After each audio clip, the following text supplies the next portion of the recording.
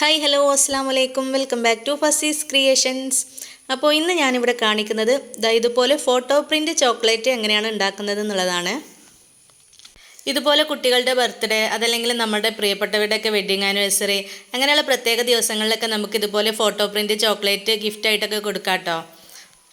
അപ്പോൾ അതിനുവേണ്ടി നമ്മൾ ചെയ്യാൻ ഉദ്ദേശിക്കുന്ന ഫോട്ടോ ഇതുപോലെ എഡിറ്റ് ചെയ്തിട്ട് പ്രിൻ്റ് ചെയ്തിട്ട് എടുക്കണം. സ്റ്റിക്കർ പ്രിൻ്റാണ് എടുക്കേണ്ടത്.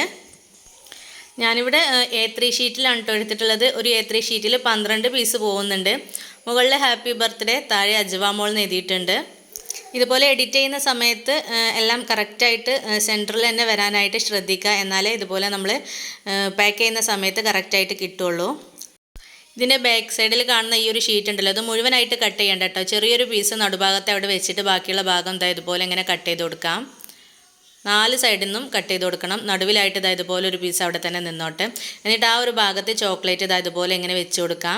വെച്ച് കൊടുക്കുമ്പോൾ ശ്രദ്ധിക്കണം, ആ ഒരു ഫോട്ടോൻ്റെ നേരെ ഇപ്പുറത്തായിട്ട് വരുന്നുണ്ടോ എന്ന് ശ്രദ്ധിക്കണം. ആ ലെറ്റേഴ്സൊക്കെ ശരിക്കും കാണുന്നുണ്ടോ എന്നൊക്കെ ശ്രദ്ധിച്ചിട്ട് ഒട്ടിച്ചു കൊടുക്കാം. ഇത് നന്നായിട്ട് വലിച്ച് പിടിച്ചിട്ട് ഒട്ടിച്ചു കൊടുക്കണം കേട്ടോ, ചുളിവുകളൊന്നുമില്ലാതെ.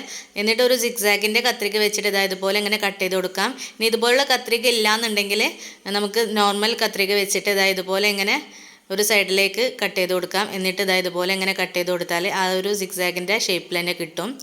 അപ്പോൾ ഇത്രയേ ഉള്ളൂ കേട്ടോ ചെയ്യാനായിട്ട്. അപ്പോൾ കുട്ടികളുടെ ബർത്ത്ഡേക്കൊക്കെ ഇതുപോലെ അവരുടെ ഫോട്ടോ വെച്ചിട്ട് ചോക്ലേറ്റ് ഒക്കെ ഉണ്ടാക്കി കൊടുക്കുകയാണെന്നുണ്ടെങ്കിൽ അവർക്ക് ഭയങ്കര സന്തോഷമാവും.